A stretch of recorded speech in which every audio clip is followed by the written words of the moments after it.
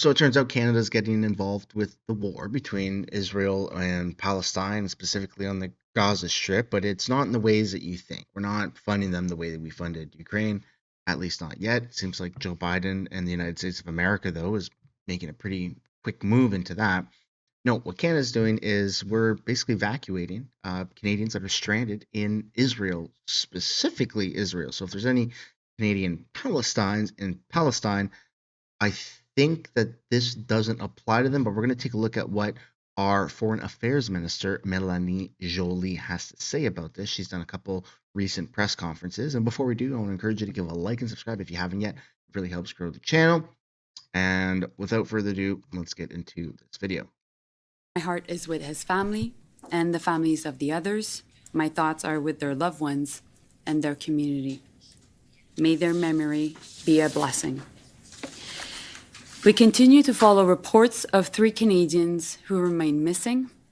We're in contact with their families, providing support, and officials are in contact with local authorities to gather more information.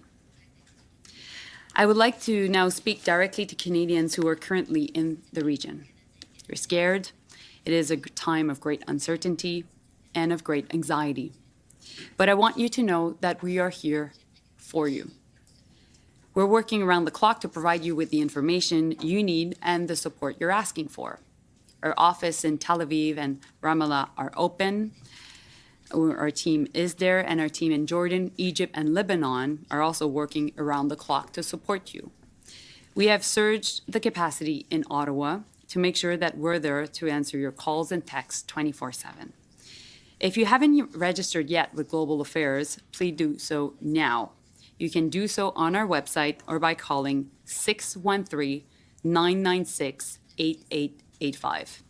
Si vous n'êtes pas encore inscrit auprès d'Affaires mondiales Canada, If you have not yet enrolled with Global Affairs Canada, do so now. You can do so via the website or by calling 613-996-8885. I know that this situation has been difficult, and many of you want to return to your family, to home, and want to do so safely, and we will help you. We'll begin the assisted departure of Canadians from Tel Aviv in the coming days by the end of the week with the help of aircraft from the Canadian Armed Forces. They will arrive in Tel Aviv and bring Canadians to Athens. My colleague, Pablo Rodriguez, and I have been working on the next steps from there. Together, we have secured with Air Canada a plane and a crew to bring Canadians home from Athens. These flights will be available to Canadian citizens, their spouses, and their children, as well as to Canadian permanent residents, their spouses, and their children. Let me be clear, this includes dual nationals, because a Canadian is a Canadian is a Canadian. We're also working on additional options for those who cannot reach the airport in Tel Aviv, and I'll be able to take questions on this. Additional details will continue to be shared over the coming days. I will continue to share them publicly and will also communicate them directly to those who wish to receive the assistance. If you would like our help in leaving and have not registered yet with Global Affairs Canada, please do so now. This is how you will be able to get information on how to leave, and we will share information directly with you once you're registered. Now, this is very scary because if there were to be any sort of interference by Palestine or specifically the Hamas in the attempt of foreign countries such as Canada in this instance to rescue innocent civilians, basically just if the Hamas were to get involved and try to shoot missiles at any Canadian or any other country's evacuation response team, then this would escalate to an international global war, and it already is massively divided. I mean, it feels like every country that supported Ukraine now supports Israel, just the governments, not necessarily the individual citizens, and all of the other countries in the world which did not support Ukraine recognize Palestine as an independent state and support and stand with Palestine. And so you have literally the world is like divided into two, and it's mostly religious based, and I don't see this ending very good. And it seems like a lot of people are really living in fear right now, and that's normal. You should probably have some sort of level of fear because we're all waiting for the actual next world war, and it felt like Russia and Ukraine was a world war. Turns out it was a um, war that was funded by the world, but not a world war. And it really feels like this might just be it. Like religion is just something that has torn people apart since the beginning of time. Now let's take a look at Melanie Joly again, but she actually takes questions, and it's pretty interesting to see Canada's response to the matter be so rapid and seemingly prepared. Okay, folks, now back to Ottawa's efforts to evacuate those Canadians who want to get out of Israel. Foreign Affairs Minister Melanie Joly and Canada's Chief of Defence Staff held a news conference last hour to outline the plans. We'll begin the assisted departure of Canadians from Tel Aviv in the coming days, by the end of the week, with the help of aircraft from the Canadian Armed Forces. They will arrive in Tel Aviv and bring Canadians to Athens. My colleague, Pablo Rodriguez, and I have been working on the next steps from there. Together, we have secured with Air Canada a plane and a crew to bring Canadians home from Athens. These flights will be available to Canadian citizens, their spouses, and their children, as well as to Canadian permanent residents, their spouses, and their children. Let me be clear, this includes dual nationals, because a Canadian is a Canadian is a Canadian. CBC's Janice McGregor is covering this part of the story for us from Ottawa. So, Janice, why is Canada doing this evacuation given that Israel's international airport is in fact operating? That's right. And other countries, the US, the UK, Germany, the minister acknowledged, are not taking this step at this point. Canada, among its allies, sort of among the first, although overnight, Australia also starting to get a plan in place and working with Canada on that. We had seen some other countries come in with evacuation flights for their nationals fairly early on. Mexico, Portugal, Brazil, I believe Spain, most recently. But this is not sort of a straightforward question of when you need to do this or exactly how to kind of explain the rationale. As you say, this is not a situation as we had, for example, in Afghanistan or in the face of other emergency crises around the world where there wasn't an open airport, there weren't commercial flights going. I looked at the departures board for Ben Gurion. There are commercial flights still leaving and more scheduled as the week goes on. So why do this? Here's Joly trying to explain. Usually when there are still commercial flights, we don't do assisted departure. This is quite rare. But as people were seeing their flights going to Canada canceled or indefinitely delayed, we had to step up and take a decision to do so. It became clear over a number of days that Canadians needed our assistance getting out. So we were having increased calls to our emergency watch and response center. And it was clear that commercial flights were getting harder and harder to access. Air Canada, indeed, deciding not to fly over Israel at this point. There were calls, conservative critic, diaspora community, increasingly anxious about this. Did that kind of force their hand somewhat? It will be driven by demand, exactly how many flights are involved with this air bridge they're setting up. The military CC-150 aircraft from the Canadian Forces is only going as far as Athens. From there, it will be an Air Canada flight that they book onward to a Canadian destination. Now, will it just stop with this or will there be more? Some talk at this news conference of those in the West Bank wanting to leave via Jordan, perhaps setting up the option of commercial flight out of Jordan for people who go in that direction. And of course, not lost on anyone is the fact that there are, as was acknowledged, Canadians in Gaza right now, but getting them out, very difficult indeed, given the security situation in Gaza at the moment. They just sort of alluded to sort of more details about how to help people who can't get to the airport in Tel Aviv, being still to come. They are doing a technical briefing for journalists as the day goes on. We'll see if we learn more. Wayne Eyre, the Chief of Defence Staff, did acknowledge there's an opportunity cost to putting these flights on. It means the military isn't doing other things it would be doing, but pointing out there is no more important thing than keeping Canadian citizens secure, and so that's why they're proceeding here.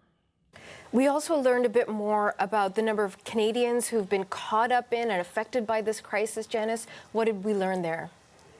That's right. So we now know that there are 2 confirmed dead and a 3rd presumed dead. There was a name of a woman mentioned at the news conference on social media. Her family is posting that she has passed, that her body has been found. The minister and officials explaining that they have not yet actually confirmed that with Israeli officials, but at this point working on a presumed dead basis as consular assistance proceeds in that case. There are also 3 Canadians who are missing at the moment. Now, does missing mean taken hostage, or does missing just mean missing? The U.S. has confirmed that there are hostages being held by Hamas who are U.S. citizens.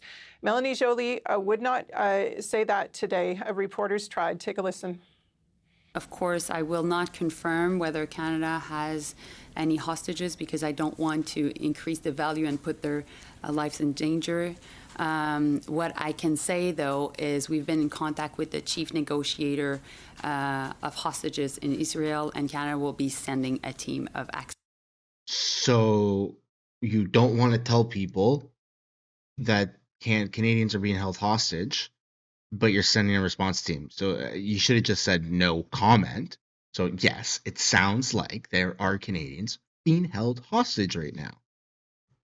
Expert to support him and his team in his work. So that's one kind of talks going on, but a bigger geopolitical conversation underway. Joly saying she has been in conversation with the White House. There will be more coming out on that, potential sort of visits to the regions, additional diplomacy. This all seems to be up for discussion. Joly saying she's very concerned about the Middle East now becoming a second front at a time when they had been trying to focus on the war in Ukraine. Now the world's attention sort of looking at a second major conflict, and the costs and risks of that very difficult. Specifically, she said she is going to be speaking with Lebanese officials later today. This fear that there could be conflict perhaps in the north with Hezbollah, in addition to what's going on in Gaza with Hamas, making things very unstable inside Israel, and really, becoming a preoccupation not just for the Israeli government, but the world as a whole, that obviously has an interest in things de-escalating and stabilizing in this region. Janice McGregor. I'd love to know what you guys think down below in the comments. Do you support, well, I mean, you'd be pretty messed up if you didn't support Canada going in and trying to rescue other Canadians, but just in terms of the whole war, you stand with Palestine, you stand with Israel, are you advocating for peace? I'd love to know what you guys think down below in the comments. And finally, we have a very liberal TV show called Breakfast Television here in Canada. And this is what they have to say about what's going on with the war. The Prime Minister of Israel, I didn't really hear an end game, even when he's talking about the hostages. All I heard was we're going to rain down hell, and they're doing it. But what is the end game? And I'm just honestly, my prevalent emotion here is fear. Mm-hmm.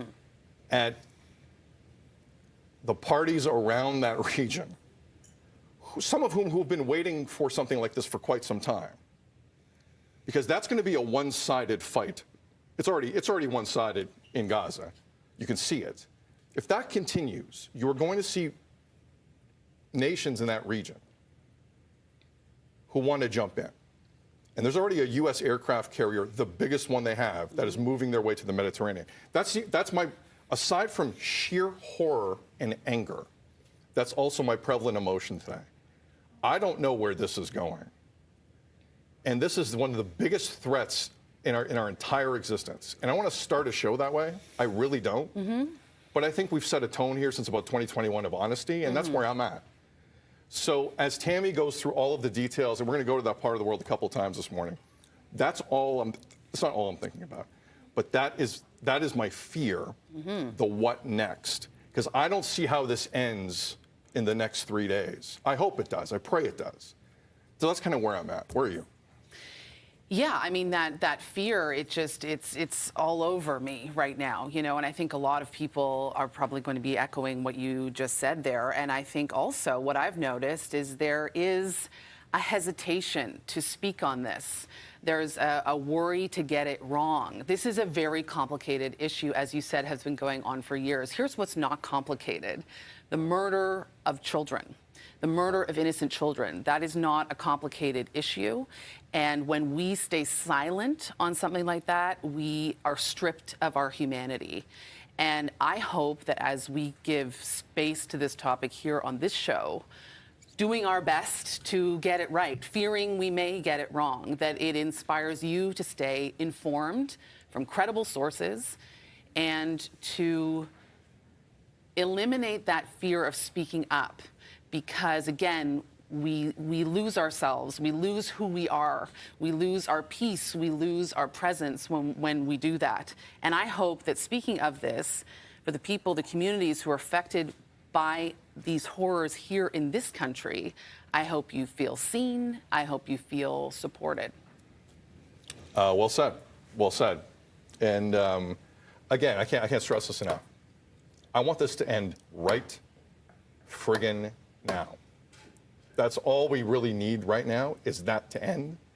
And that's not what I'm seeing. That's not the language I'm hearing.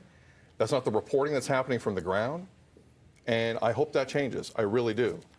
Because where this goes is not something I even want to verbalize on this show. But we're going to walk you through this as best we can. Tammy and our news team are on it. They are the best in the business. And any updates this morning live here on BT, we're going to have them for you. It's 7 o'clock. You're watching Breakfast Television. It really seems like all roads are leading to, if this doesn't end, this could be the end of the world. And not to sound like total doom and gloom, but it really could be. Religion in that part of the world is just not something that they mess around with. We have the Holocaust of Jewish people and how they've gone through discrimination for forever, and so of Muslims, and this is going to be a bloodbath. It's not going to end well, and we need kind of all hands on deck for de-escalation and figuring this out, because it seems like both are wanting to commit genocide with one another, and a lot of supporters are on board with their side that they support committing some sort of acts of genocide towards the other as a big FU, and it's scary times. It's very scary times. And Canada is known to get themselves involved in things and completely mess it up, like 100% mess it up.